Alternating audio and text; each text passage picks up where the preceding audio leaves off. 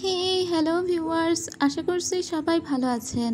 আজ আমি আপনাদের জন্য দ্য প্রিজনার অফ বিউটি ড্রামার পঞ্চম পার্টের গল্প নিয়ে এসেছি। আর মাত্র একটি পার্ট বাকি আছে, যেটাও আমি কালকে অথবা পরশু এক্সপ্লেন করে এই ড্রামাটা ক্লোজ করে দিব। তো চলুন আর কথা না বাড়িয়ে সোজা গল্পে যাওয়া যাক। তবে তার আগে ছোট্ট রিকোয়েস্ট, যারা চ্যানেলে একেবারে নতুন তারা প্লিজ চ্যানেলটাকে সাবস্ক্রাইব করে তারপরে ভিডিওটা দেখা শুরু করবেন। এই পর্বের শুরুতেই আমরা লেডি লুকে দেখতে পাই, যে লিঙ্গা শহরে এসেছিল মূলত লুই ইয়ানকে বিয়ের প্রপোজাল দিতে। তো লুই ইয়ান চিন্তা ভাবনা করে ওকে বলে যে সে লেডি লুকে বিয়ে করতে চায়, এবং লেডি লু এটা শুনে অনেক বেশি খুশি হয়ে যায়। লেডি লু তাকে এই আশ্বাস দেয় যে তারা দুজন একসঙ্গে মিলে তারপরে ওইসবের বিরুদ্ধে লড়াই করবে। এইদিকে আমরা লেডি চাওকে দেখতে পাই, সে হঠাৎ করেই তার দাদুর কথা মনে করে অনেক মন খারাপ করে, কারণ তার দাদুর মৃত্যুর 1 বছর হয়ে গিয়েছে এবং সে অনেক কান্নাকাটি করছিল। লেডি চাওয়ের এই কষ্ট দেখে ওকে অনেকটা আশ্বস্ত করে ওইসাও, আর বলে যে তুমি যদি সত্যিই চাও তাহলে কিন্তু তুমি এখানেও তোমার দাদুর শ্রাদ্ধে সমস্ত কাজকর্ম করতে পারো। যেহেতু ও আনুষ্ঠানিকভাবে কোনো শোক পালন করতে পারেনি, তাই ওর বেশি কষ্ট লাগছিল। তো ওই পরিবারে, মানে ওই স্টেটের এই পরিবারেই ও ওর দাদুর জন্য যত শোকের যত অনুষ্ঠান সব করে ফেলেছিল। আর ওইসাও এটা দাঁড়িয়ে দাঁড়িয়ে দেখছিল, মানে ওইসাও ওকে বাধা দেয়নি। যদিও ওইসবের ফ্যামিলি ওর দাদুকে অনেক ঘৃণা করত, তারপরেও অবশেষে মনে হয় ঘৃণার অবসানটা ঘটেছে। যেহেতু গত 1 বছর ধরে ও শোক পালন করছিল এবং ওর স্বামী ওর কাছাকাছি আসছিল না, তো ফাইনালি সেই 1 বছর আবার হয়ে গিয়েছে এবং আজকে ওদের অফিসিয়ালি কাছে আসার দিন। আজকে ওইসব খুব উসখুস করছিল, কারণ ও এই 1 বছরের ভিতরে কোনোদিন লেডি চাওকে সেভাবে টাচ করেনি। আজকে লেডি চাওকে অনেক সুন্দর করে সাজিয়ে গুছিয়ে বসিয়ে দেওয়া হয়। এদিকে ওইসাও তার অফিসে ছিল, কিন্তু তার আর বেশিক্ষণ অফিসে থাকতে ভালো লাগে না। সে সোজা তার রুমে চলে আসে, কিন্তু দরজার কাছে এসে অনেকক্ষণ দাঁড়িয়ে থাকে। তো ওইসাওকে ভিতরে আসতে বলে তার স্ত্রী। লেডি চাও ওইসাও আসামাত্র উঠে দাঁড়ায়। ওইসাও আস্তে আস্তে ওর দিকে এগিয়ে আসে। লেডি চাওয়েরও লজ্জা লাগে আর ওইসাওয়েরও লজ্জা লাগে। এরপরে ওরা কিছু রিচুয়ালস পালন করে আর দুজন পাশাপাশি বসে থাকে। এরপরে ওরা দুইজন ক্যাজুয়ালি কিছু কথাবার্তা বলে, আর তারপরে আস্তে আস্তে এরকম একটা রোমান্টিক মুহূর্ত ওদের ক্রিয়েট হয়, যাতে ওরা দুজন দুজনের অনেক কাছাকাছি চলে আসে।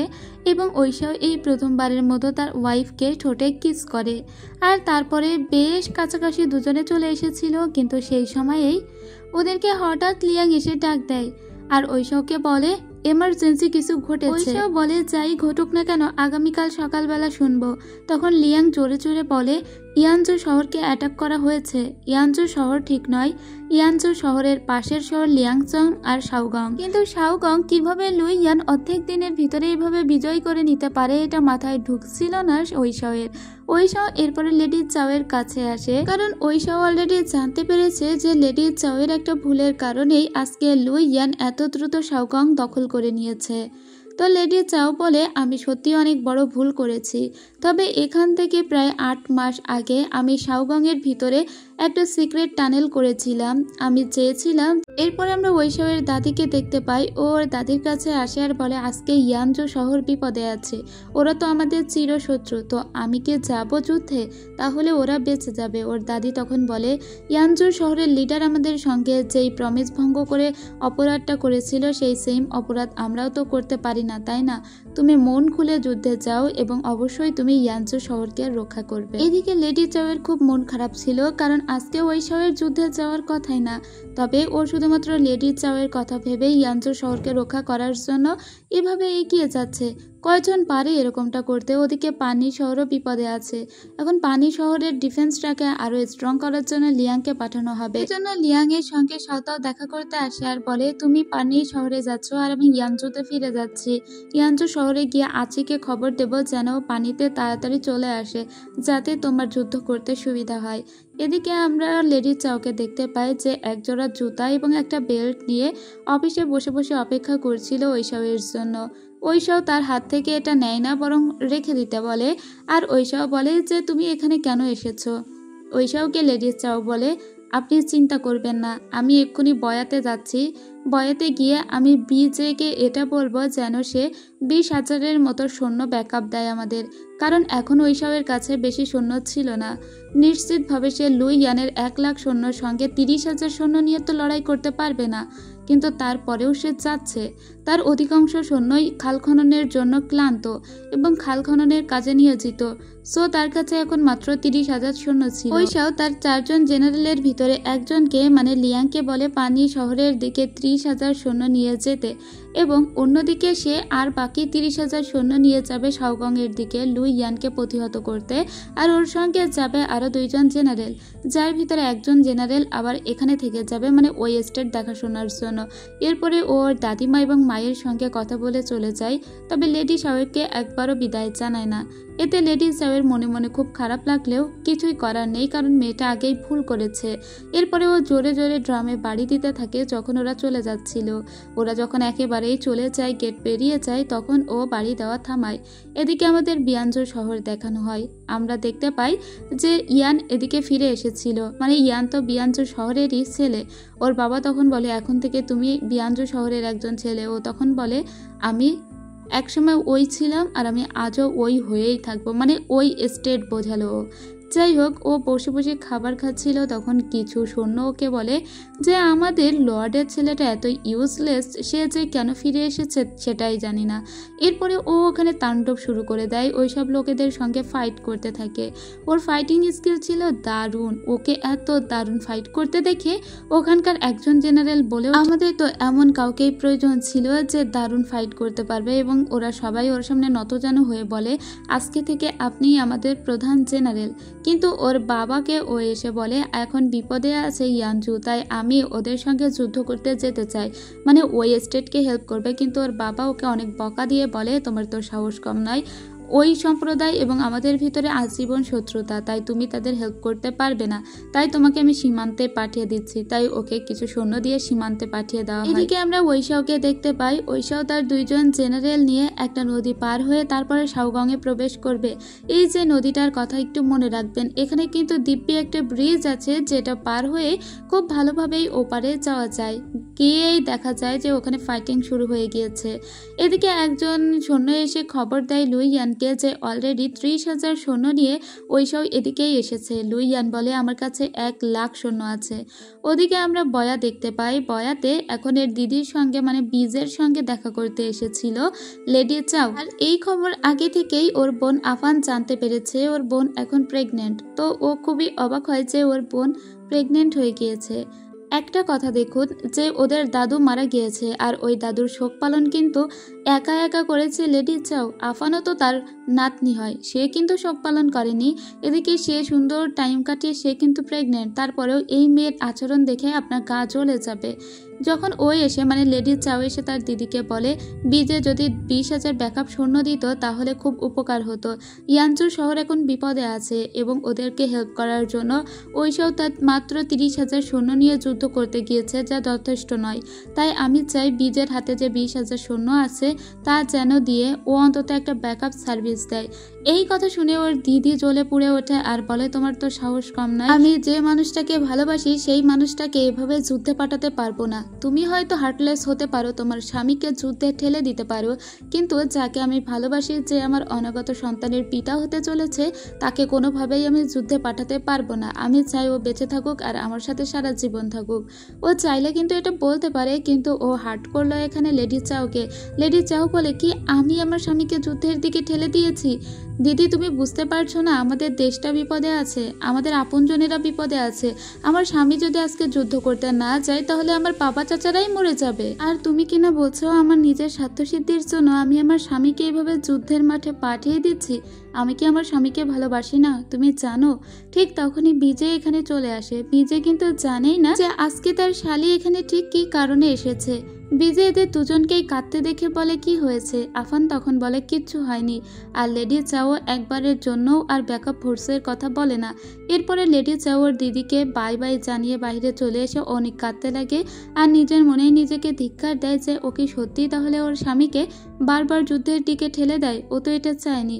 ও তো ঐশাওকে অনেক ভালোবাসে, কিন্তু ও দেশের মানুষগুলোকেও ভালোবাসে। এদিকে আমরা ঐশাওকে দেখতে পাই, ঐশাও তার উপদেষ্টা এবং জেনারেলদের বলছিল, লেডি চাও যখন আমাকে কথা দিয়েছে ও নিশ্চয়ই বয়া থেকে 20,000 ব্যাকআপ ফোর্স নিয়ে আসবে। আর ও যদি একবার 20,000 ব্যাকআপ ফোর্স নিয়ে আসে তাহলে লুই ইয়ানকে হারানো আমাদের পক্ষে আর অসম্ভব বলে কিছু থাকবে না।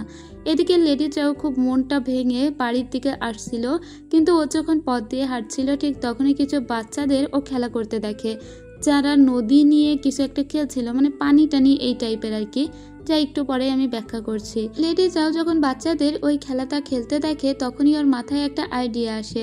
ওর সাথে যে একজন জেনারেল ছিল যে এসেছিল এখানে, ও জেনারেলকে ম্যাপ বের করতে বলে। দেখে যে শাওগংয়ে যেতে হলে একটা নদী পার হয়ে যেতে হবে। এখন ও চাই ওর দাদু যেভাবে ওকে শিখিয়ে দিয়েছিল সেই রুলস ফলো করতে, কারণ লুই ইয়ান যে 1 লাখ সৈন্য নিয়ে লড়াই করছে, পুরো সৈন্যদল এখন ওর সাথে নেই, যারা আরও 1 দিন 2 দিন পরে 30,000 20,000 এভাবে করে আসবে আর লুই ইয়ানের হয়ে লড়াই করবে।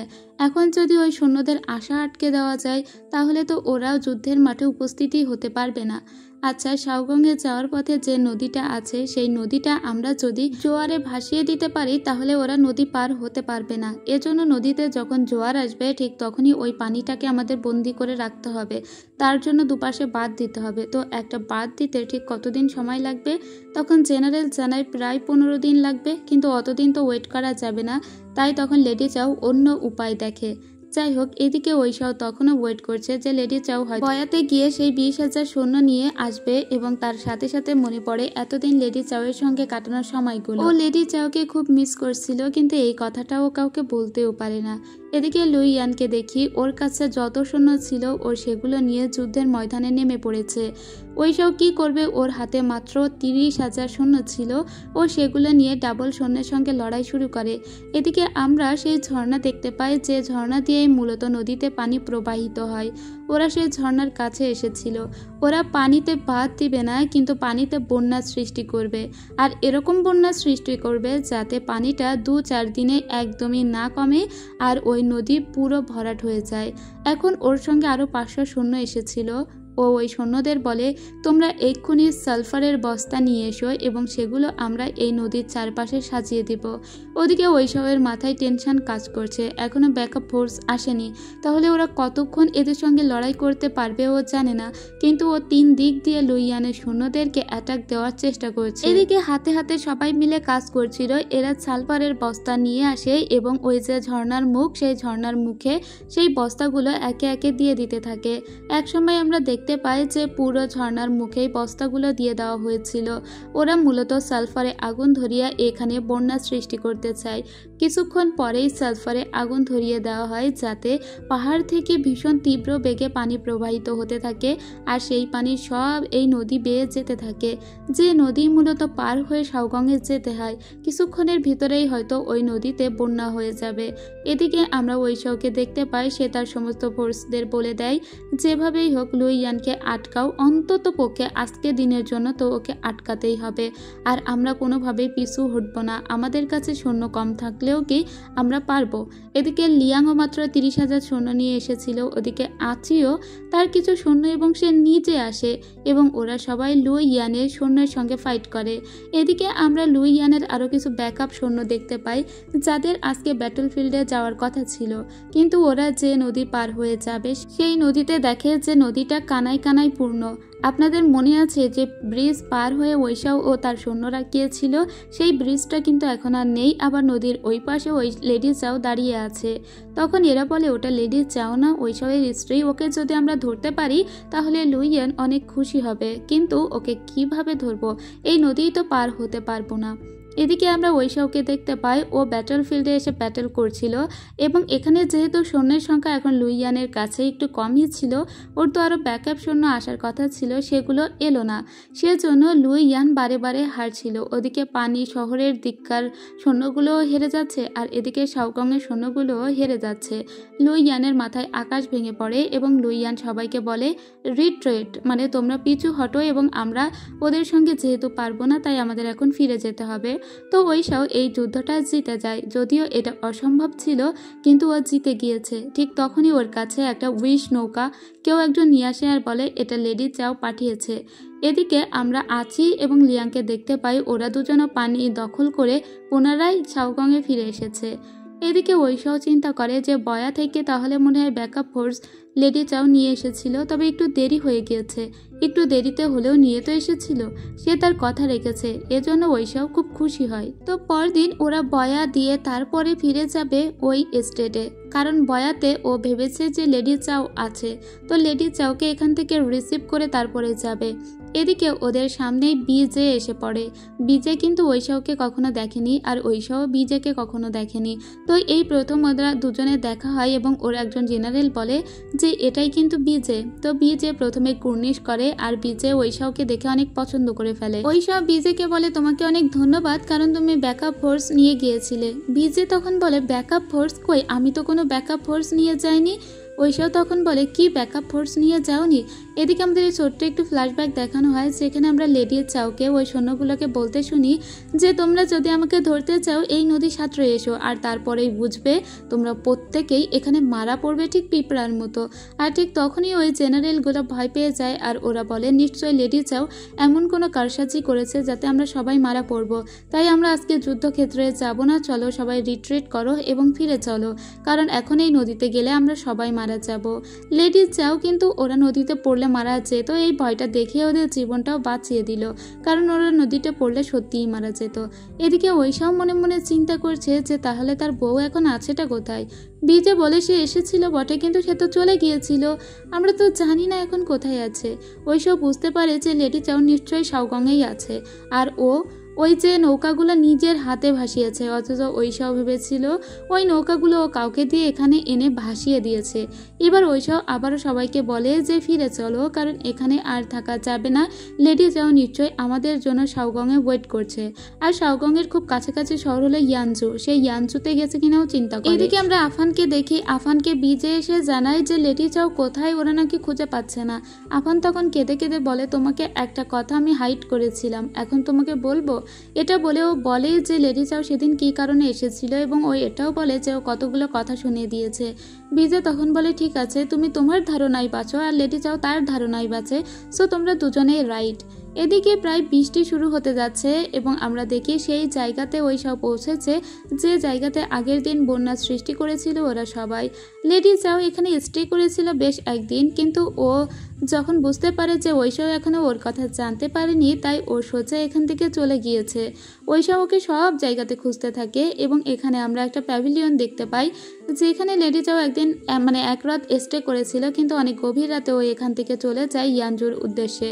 আর ওইসব ও খুঁজতে খুঁজতে সেখানেই এসেছে, কিন্তু ও সব জায়গা থেকে জানতে পারে যে না লেডি চাও চলে গিয়েছে, তাই ওরা রাতটা কাটাবে বলে একটা ইনে আসে। ঠিক তখনই আমরা লেডি চাওকে এই ইনে আসতে দেখি। লেডি চাও ওইশাওকে দেখা মাত্র অবাক হয়ে যায় আর ওইশাওকে দেখা মাত্র জড়িয়ে ধরে বলে তুমি ঠিক আছো তো?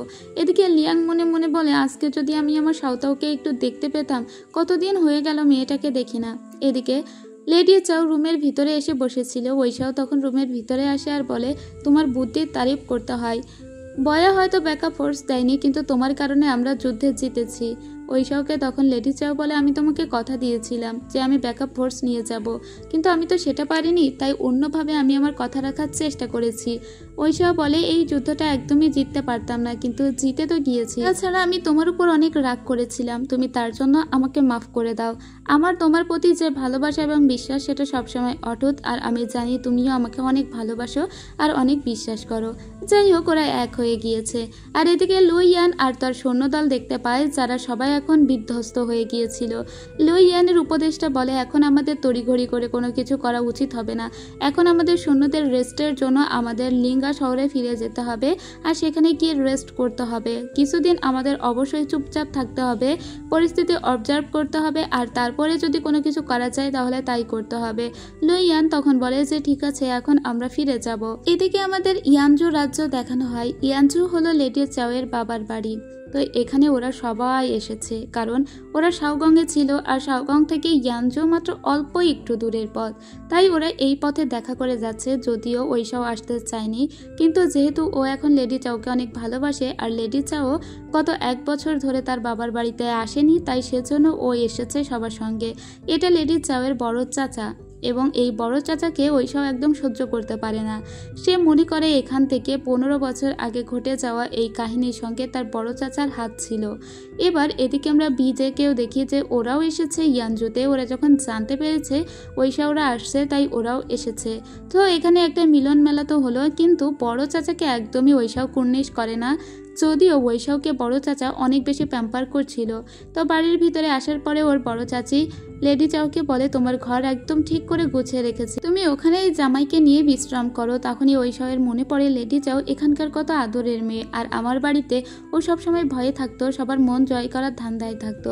এরপরে ও লেডি চাওকে একা ডেকে বলে যে তুমি আমার বাড়িকেও তোমার বাড়ি মনে করবে, এখানে তুমি যতটা ফ্রি এবং যতটা কমফোর্ট মনে করছো আমার বাড়িকেও তুমি অতটাই মনে করবে, ঠিক আছে? লেডি চাও বলে ওটাও তো আমার বাড়ি। এরপরে লেডি চাওয়ের সঙ্গে ও ঘুরতে বেরোয়। ঠিক তখনই ওর পছন্দের জায়গায় এসে দেখে ওর দিদি আফান বসে আছে। তো ওইসব জানে এদের দুজনের ভিতরে মনে হয় কোনো একটা মনোমালিন্য হয়তো চলছে, তাই ও একে একা ছেড়ে দিয়ে বলে তুমি তোমার দিদির সঙ্গে গল্প করো, আমি একটু অন্য দিকটা ঘুরে আসি। এদিকে লেডি চাওকে আফান ডেকে বলে কেমন আছো তুমি, কিন্তু লেডি চাও একটু দূরত্ব বজায় রাখছিল, যেহেতু ওর বোন সেদিন অনেক কথা ওকে শুনিয়েছিল, তাই ওর একটু মনে মনে কষ্ট তো লাগছেই। আগে দুই বোনের ভিতরে যতটা ভালো লাগা, তারপরে যে কম দূরত্ব ছিল সেটা আর নেই, এখন বেশ দূরত্ব বেড়ে গিয়েছে দুজনের ভিতরে। এমনিতেই বিয়ে হয়ে গেলে মেয়েদের কিছুটা দূরত্ব বাড়ে, আর তাতে ওর দিদি ওকে এতগুলো কথা শুনিয়েছে, তাতে দূরত্ব তো বাড়ারই কথা। ওর দিদি তখন বলে তুমি কি আমার উপর ভুল বুঝেছো? লেডি চাও তখন বলে না না, ভুল কেন বুঝবো, তুমি তো ঠিকই বলেছো। স্বামীকে কে না ভালোবাসে বলো, স্বামীকে সবাই আগলে রাখতে চায়, আমি হয়তো ভুল করেছি, বারবার আমি আমার স্বামীকে যুদ্ধে ঠেলে দিয়েছি। আফানের মনে পড়ে আগের দিনগুলোর কথা, যখন ওরা কত সুন্দর একসঙ্গে গান গাইতো, একসঙ্গে নাচতো, কিন্তু আজকে যেন অনেক দূরত্ব ও অনুভব করে। আজকে যেন বোনের সঙ্গে ওর আর কোনো কিছুই মিল নেই, সব কিছু কেমন একটু ঘোলাটে হয়ে গিয়েছে। এবারও মন খারাপ করে বসেছিল, কারণ এখান থেকে লেডি চাও চলে গিয়েছে। তখন বিজে এখানে আসে আর বিজে ওকে আশ্বস্ত করে বলে তুমি একদম মন খারাপ করো না, সবসময় আমি তো আছি। আর এদিকে আমরা দেখতে পাই লেডি চাওকে, ও তখন ওইসাওকে বলে জানো সেদিন দিদি আমাকে কি বলেছিল, দিদি বলেছে যে আমি নাকি তোমার ভালো চাই না, আমি তোমাকে যুদ্ধে ঠেলে দিই। যে কথাগুলো শুনে আমার খুব খারাপ লেগেছে, তুমিও কি তাই মনে করো? ওইসাও বলে তুমি দেশের মানুষকে ভালোবাসো আর আমিও তাই ভালোবাসি, এর জন্য আমি আমার নিজের মন থেকে যুদ্ধে যাই, এমন তো নয় যে তুমি আমাকে জোর করে ঠেলে দিচ্ছ, এরকম কোনো ব্যাপারই নয়। আমি জানি তুমি কতটা দেশের মানুষকে ভালোবাসো, আর আমি উইলিংলি সেই কাজগুলো করি, তাই দিদির কথায় কষ্ট পাওয়ার কোনো মানেই হয় না, কারণ এক একজনের জীবনের ফিলোসফি ঠিক এক এক রকম। তোমার দিদি ওভাবেই ভাবে আর তুমি এভাবে ভাবো, এটাও ভালোবাসা। এদিকে শাওতাও এবং লিয়াংকে দেখতে পাই, এরা দুজন সব থেকে সুন্দর মানুষ, এরা কি সুন্দর, এদের ভিতরে কোনো ভুল বোঝাবুঝি কিছুই নেই, ওরা খালি ঘুরে বেড়ায়, গল্প করে, বাচ্চামি পাগলামি এগুলোই করে। তো একটা পুতুল কিনে সেটা শাওতাওয়ের সামনে ধরে লিয়াং, আর এতে শাওতাও রেগে গিয়ে বলে এই পুতুলটা মোটেও আমার মতো দেখতে নয়। লিয়াং ওকে বলেছিল এই পুতুলটা নাকি শাওতাওয়ের মতোই দেখতে, এতে শাওতাও বেশ একটু জেলাস হয়ে এখান থেকে চলে যায়। এদিকে আমরা দেখতে পাই লেডি চাওয়ের বাবাকে। লেডি চাওয়ের বাবা একজন পারফেক্ট বলা হয় তাদেরকে যারা ওই যে মার্কিউস বা অন্য দেশের অন্য কাজকর্মগুলো করে। ওর বড় ভাই হচ্ছে গভর্নর আর সে হলো পারফেক্ট। যাই হোক, এখানে লিঙ্গা শহরের অনেক মানুষ এসেছে যারা ফ্লাড এফেক্টেড। সো এইসব মানুষগুলোকে লেডি চাওয়ের বাবা খাবার দিচ্ছিল, যেটা দেখে ওইসবের খুব ভালো লাগে, তাই ওইসবও তাদের জন্য কিছু ত্রাণের ব্যবস্থা করে। ওইসব বলে আপনি সত্যি খুব ভালো মানুষ, এবং ওইসবের তার শ্বশুরকে অনেক পছন্দ হয় বিধায় সে তার শ্বশুরকে কুর্নিশ করে। তার শ্বশুর সত্যি নিজেকে গর্বিত মনে করছিল যে এত দারুণ একটা জামাই সে পেয়েছে। তার শ্বশুর বলে তুমি আমার মেয়েকে যে ভালোবাসো এটাই আমার জন্য অনেক। এরপরে ওদের ফ্যামিলি মিটিং হয়, ওরা একসঙ্গে খেতে বসে, যেখানে ওর চাচা দুই জামাইকে প্যাম্পার করার চেষ্টা করছিল। বিজেকে একটু দেখতে পারছিল না, কিন্তু ওইসবকে অনেক বেশি প্যাম্পার করার চেষ্টা করে, কিন্তু ওইসব একদমই পাত্তা দেয় না। তাই ওর বড় চাচা চাচা বিজেকে মেনে নেওয়ার নাটক করে, যদিও সে বিজেকে একটুও মন থেকে মেনে নেয়নি, কারণ বিজেকে সে এখনো বাড়ির চাকর বলেই মনে করে। এরপরে আফানকে ওর বাবার ডেকে পাঠায়। আফান হলো এই লোকের মেয়ে, আর একটাই মেয়ে, তার বাবার আর কোনো ছেলে নেই বা আর অন্য কোনো মেয়ে নেই।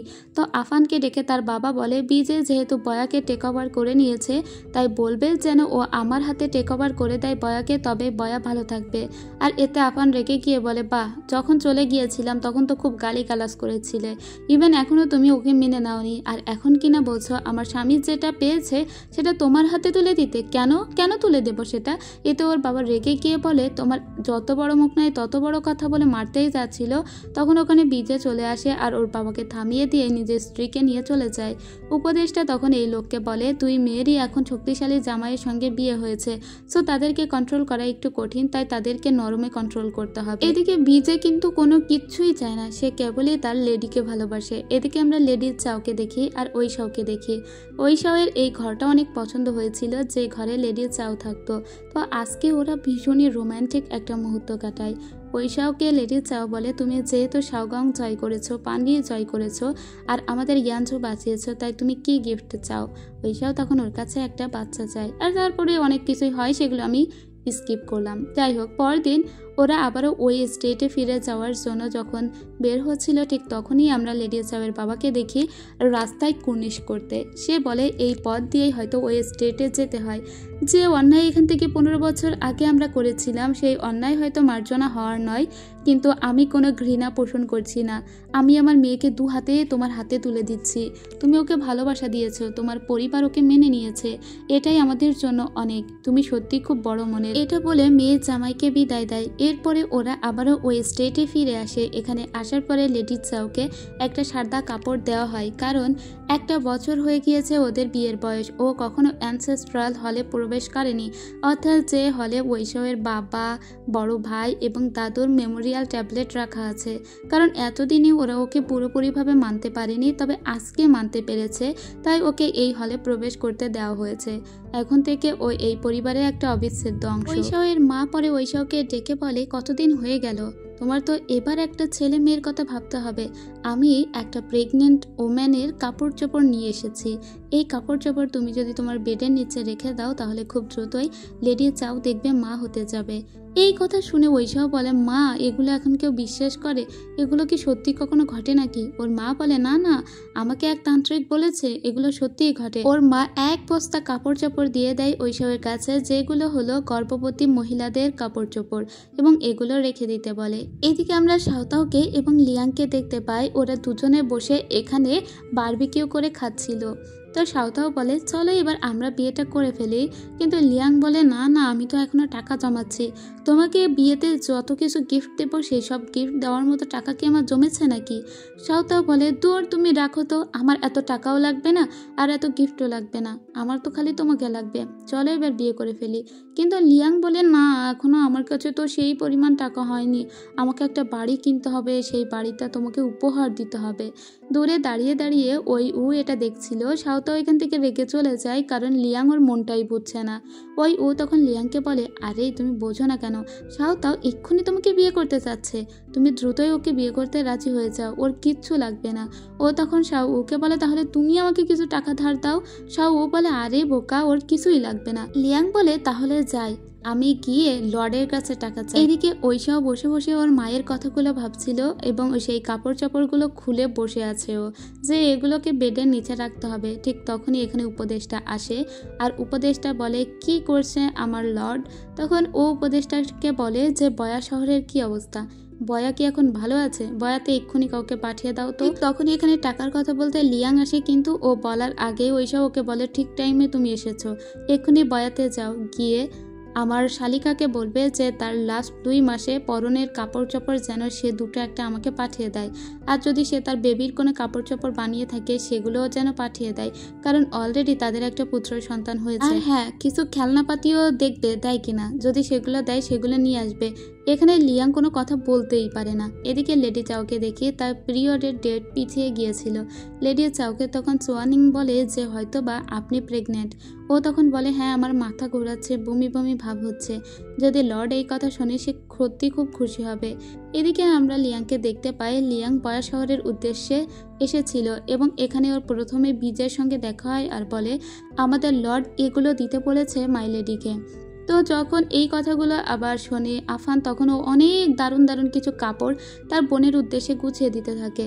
ও তো আর জানে না কি জন্য চেয়েছে। ও আরো অনেক সুন্দর সুন্দর কিছু জামা কাপড় গুছিয়ে দিচ্ছিল। তখন বিজে বলে আরে এত কাপড় চোপড় লাগবে না, সে মাত্র দুটো একটা কাপড় চেয়েছে। এদিকে লুইয়ানকে দেখতে পাই। লুইয়ান খুবই ক্ষেপেছিল কারণ ও এখন ঐশাওকে ডাউন দিতে চায়।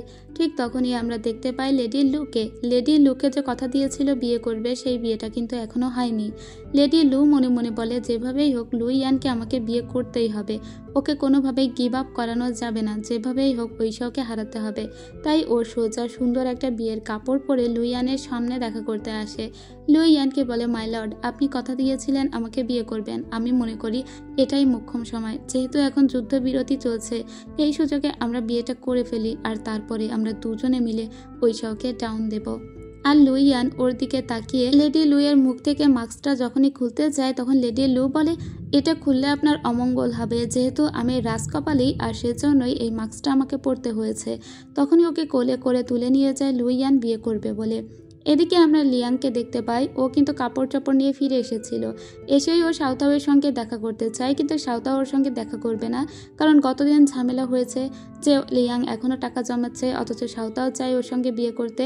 সাউতাও বাহিরে বের হয়ে আসে। ও সাউতাওকে বলে আমি লর্ডকে বলেছি, লর্ড বলেছে আমাকে টাকা দিবে, এবার তো আমরা বিয়ে করতে পারবো। সাউতাও বলে হ্যাঁ অবশ্যই, কিন্তু ওর মা বলে জানো ও কেন এত টাকা জমানোর কথা বলছে, কারণ ও তোমাকে অনেক ভালোবাসে, ও তোমাকে তার সবটা দিতে চায়।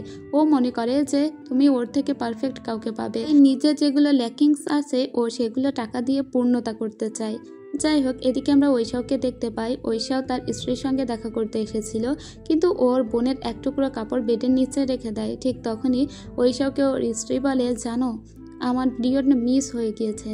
তো তখন ঐশাও বলে যে তাহলে নিশ্চয়ই তুমি এমন কিছু খেয়েছো যার কারণে মনে হয় এরকম হচ্ছে। লেডি চাও বলে না না আমার মাথা ঘোরাচ্ছে, বমি বমি হচ্ছে। তখন ঐশাও বলে নিশ্চয়ই তাহলে তোমার আবল তাবল কিছু খাওয়া পড়েছে। লেডি চাও বলে কেন তুমি অন্য কিছু মনে করতে পারছো না যে এরকম হলে আর কি হতে পারে? তখনই ঐশাও বলে হ্যাঁ, তার মানে তুমি বলতে চাও যে তুমি প্রেগনেন্ট? সত্যি আমি বাবা হতে চলেছি? এটাতে ঐশাও খুব খুশি হয় এবং ও বাচ্চা ছেলের মতো আনন্দে মাতোয়ারা হয়ে যায়। এরপরে স্ত্রীকে নিয়ে ও বাইরে এসে দাঁড়িয়ে থাকে, ওর সঙ্গে গল্প করে আর বলে অনেক দিন তো হলো, আমি চাই যে আমাদের সন্তান একটা সুন্দর পৃথিবীর মুখ দেখুক, যেখানে কোনো যুদ্ধ বিগ্রহ থাকবে না। আমি আমার সন্তানের জন্য তেমন একটা পৃথিবী এনে দিব, দেখবে যে ও একটা ভালো সময়ে জন্মগ্রহণ করবে আর সুন্দর জীবন পাবে। ঠিক এর সাথে সাথেই শেষ করছি এই পাঠের গল্প। যদিও এখন সবকিছু অনেক সুন্দর মতো এগোচ্ছে, কিন্তু সামনের পাঠে কান্নাকাটি করার জন্য টিস্যু বক্স নিয়ে বসে যেতে একদমই ভুলবেন না। আমি যখন ড্রামাটা শেষ করেছি আমার এত কান্না পেয়েছে।